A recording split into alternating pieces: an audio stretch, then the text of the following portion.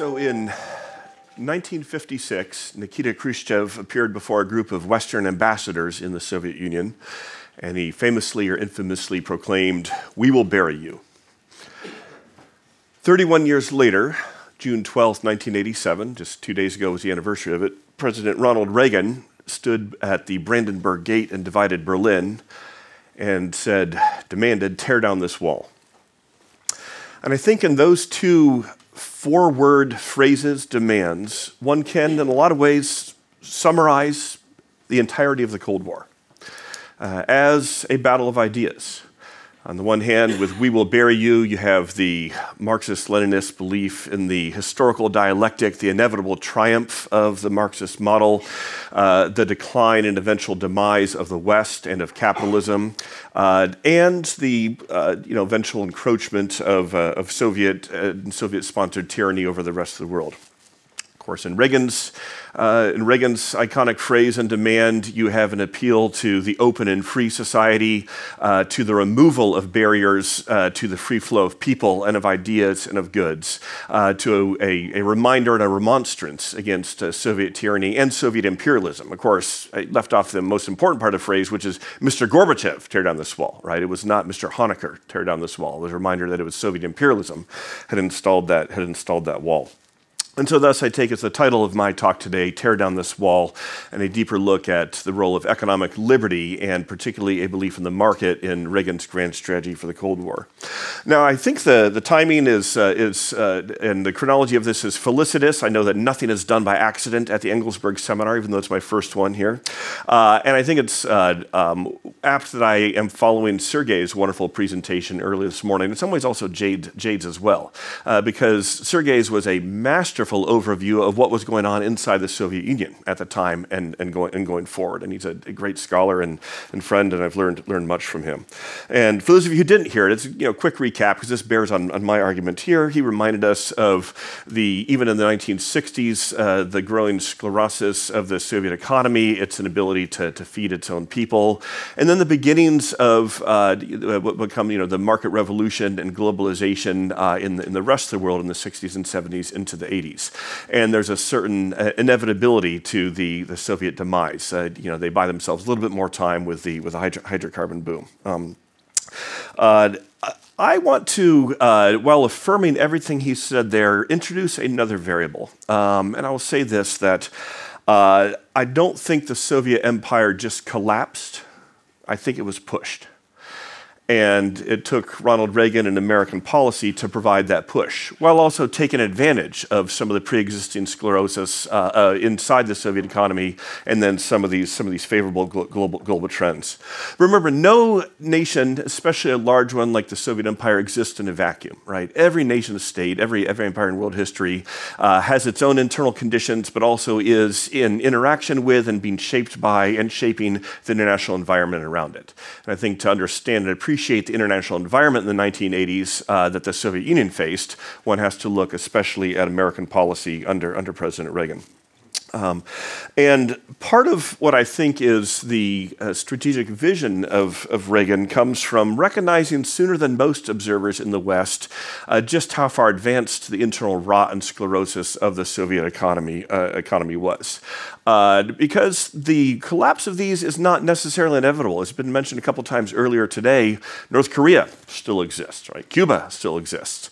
China still exists as a Leninist state with one-party rule. And so they show that models are sometimes you don't adapt and reform, and you can still continue if you're willing to keep repressing your people, in the case of North Korea and Cuba. Or in the case of China, you do some economic reforms, and that can preserve a one-party rule. But that did not happen in the case of the Soviet Union. And there's many factors that go into this, but I just want to introduce into the equation that one can't understand it without understanding the American factor. And this was, in the case of Reagan, it stems from his belief in market principles. Certainly, the free enterprise system, the market as an economic system, but also the market as a key to understanding a broader free society, the free exchange of people and ideas and freedom of conscience. And so his idea, his new theory of the case in the Cold War, different from just about every previous American president, was to conceive of the Cold War as not primarily a great power competition, although it was, but primarily a battle of ideas that happens to be a great power competition. And so he wanted to wage this battle of ideas, not just with a defense buildup, new military pressure on the Soviet Union, but by being an advocate for a free and open society, by pointing out the Soviet Union as essentially a massive market failure, and by enlarging the contours of the free world and showing the contrast between the prosperity and appeal of the free world and the penury and impoverishment and repression of the Soviet bloc. Of course, he did all this while still wanting to keep the Cold War cold. He did not want it to turn hot. He was terrified of nuclear weapons, and so he accompanied this new pressure with diplomacy and outreach. But again, the ultimate goal there was, like I said, to push the Soviet Union into collapse. The hope was just a peaceful collapse. So, brief detour into Reagan's own background. The market formed a foundational pillar of his overall worldview. His interest in the free enterprise system began in the 1950s when, as a spokesman for General Electric, following his Hollywood career, he becomes a corporate pitchman. He journeyed throughout the United States visiting GE plants. And while GE has fallen on much harder times in recent years, as Sergey reminded us earlier today, in the 1960s, General Electric alone as a company had more computers than the entire Soviet Union. So it was a behemoth at the time. And in traveling to these different GE plants and in speaking to the workers, Reagan learned about the complex manufacturing and distribution systems of what was one of America's most iconic companies. Because he had a fear of flying, he traveled by train. And so on these multi-day train journeys across the United States, this is before the internet and he couldn't spend his time with social media, he read. He wasn't an intellectual, but he was much more of a man of ideas than common appreciated. He particularly loved reading tracts and books on free enterprise and on foreign policy. And so this is when you see his worldview being formed. And he really developed these themes in a series of nationwide radio addresses he gave in the 1970s before running for president. A couple excerpts from those. In one, he said, "The world today is divided between those who believe in the free marketplace and those who believe in government control of the economy." So already kind of laying out the Cold War as a battle of ideas, not just two rival power blocs. In another address, he compared the three superpowers of the world, the Soviet Union, the United States, and China, and noted how the American economy and quality of life vastly exceeded by almost every metric the Marxist economies of the world's two largest communist states. And he concluded in his words, "It makes you wonder how long communist leaders could hide from themselves the fact that our system is infinitely better than ours." He drew on these themes in his first major address to the nation after being sworn in as president, when, of course, he inherits the United States that is still in the morass of a multi-year economic recession, high unemployment, high inflation, and he wants to bring in market principles to restore the American economy, but that also equipped him then to wage the Cold War. And he laid out his plan to restore the American economy to the American people, and he said, "We can create the incentives which take advantage of the genius of our economic system, a system, as Walter Lippmann observed more than 40 years ago, which for the first time in history gave men a way of producing wealth in which the good fortune of others multiplied their own." Now, in Reagan's mind, the market was more than a means for efficient resource allocation and wealth generation, although it was that. But it also grew from a deeper anthropology of the human person in a free society. For Reagan, the market both derived from and drew on human creativity, innovation, and effort, and is foundational to human dignity and flourishing. As he proclaimed in a speech at Notre Dame in 1981, quote, "Millions of social interactions among free individuals and institutions can do more to foster economic and social progress than all the careful schemes of government planners." And so Reagan believed that the freedom to work, to buy, to sell and own property, all core tenets of economic freedom in the market, was indivisible from the freedom to assemble, to think, to speak, and to worship.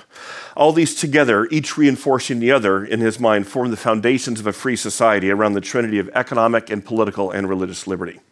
And of course, communism anathematized all those liberties, right? It believes in a command economy, it believes in a totalitarian political system, and it mandates atheism and represses any independent religious belief. And so Reagan summarized it in one of his most famous speeches. He said, "The totalitarian world produces backwardness because it does such violence to the spirit, thwarting the human impulse to create, to enjoy, to worship."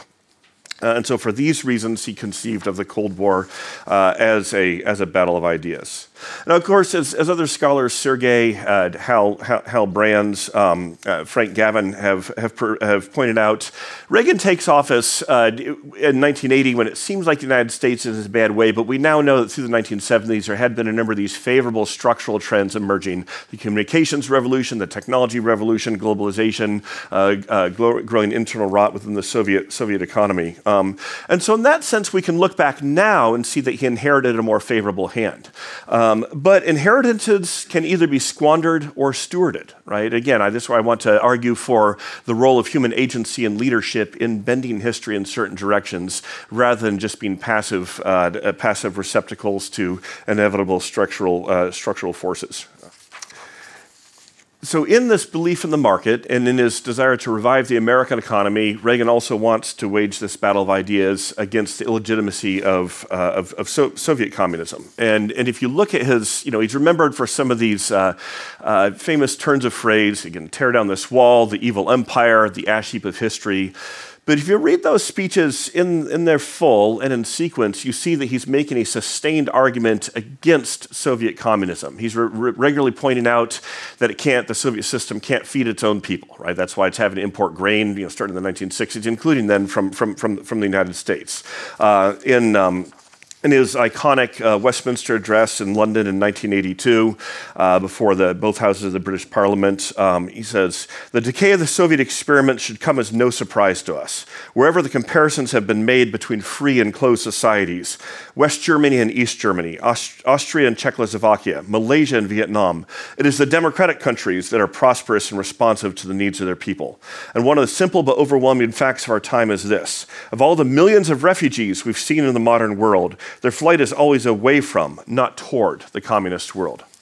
Again, something to think about as we look at the geopolitical challenges today, and the rise of China, Russian aggression, and then the challenges that the United States and in Europe are dealing with refugees and migration.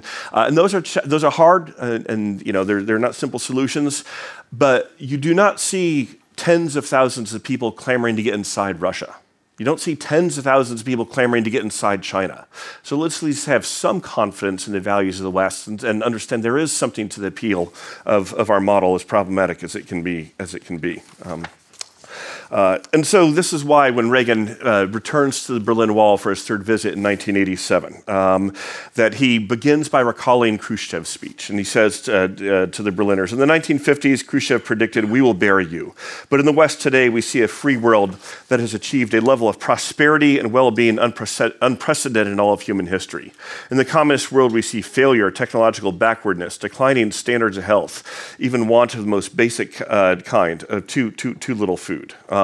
And so that is his preface to saying, "Mr. Gorbachev, tear down this wall." Of course, ultimately, it's not Gorbachev himself who tears it down, but it's the people of Berlin, again, inspired in part by this vision. The apotheosis in Reagan's waging of this battle of ideas in the Cold War, I think, comes in his first ever visit to the Soviet Union in May of 1988. It's the last year of his presidency. It's his speech at Moscow State University.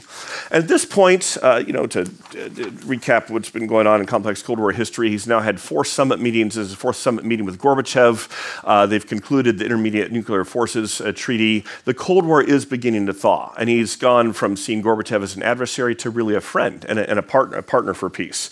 And for Reagan, part of waging this battle of ideas is not so much to vanquish your enemies as is to persuade your enemies. And a big part of the speech that he gives there in Moscow is an appeal, reminding the Russian people that the United States has a history of turning enemies into friends. That's what we had done with Germany and Japan after World War II. And he makes that appeal, saying we want to build a friendship with the Russian people. people. As part of that, he tries to tell them of a better way, and at the core of that better way is the market. And so he starts the speech, and this is in 1988, by asking his audience to consider, quote, the tiny silicon chip, no bigger than a fingerprint. Of course, that's a huge chip now by our standards, right? Now you can't even see one now. But even at the time, in the 1980s, Reagan is in tune with the semiconductor revolution.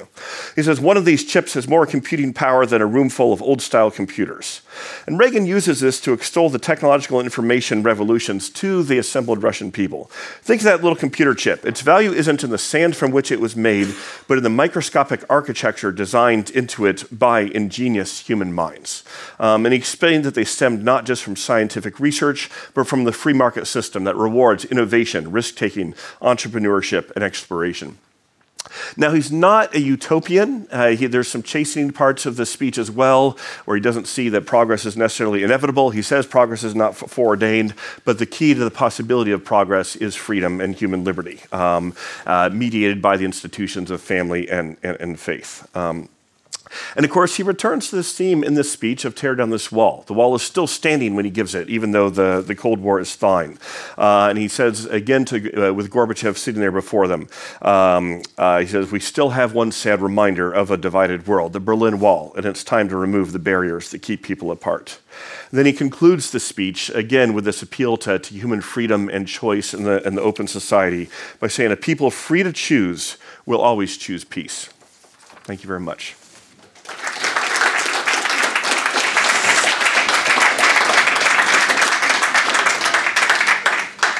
Thank you very much. Ronald Reagan, he was anti-big government. He was an anti-communist.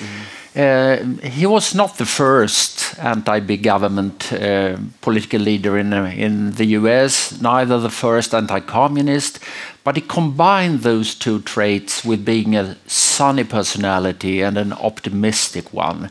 And previous conservatives had been much more grim, I'd say, in general. How unique was that particular mix of his?